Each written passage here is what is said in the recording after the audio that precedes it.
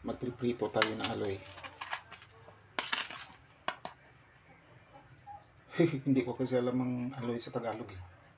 Ayan.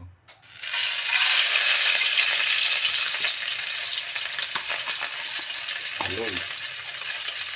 Aloy na makaluluoy.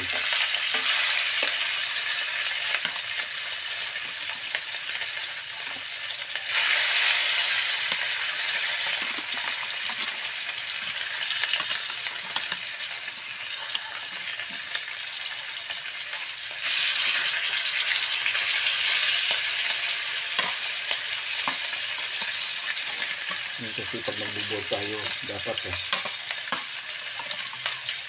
kailangan tayo magluto. Mahit naman ang mga bilhin na yun.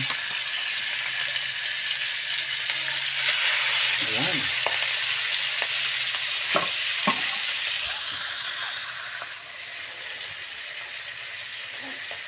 Antayin na natin guys hanggang sa mula-mula na. Sana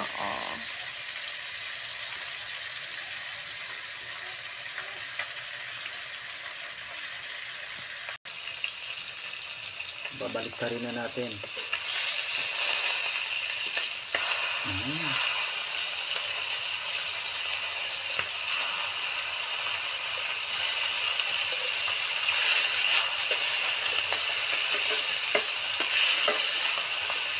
Yan ang mga tinatawag na aloy. Aloy na makaluluoy.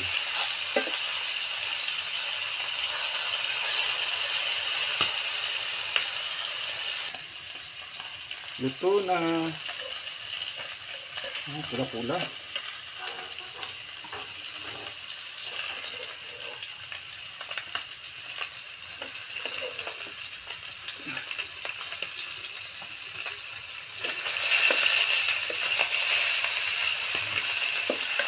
Yan ang style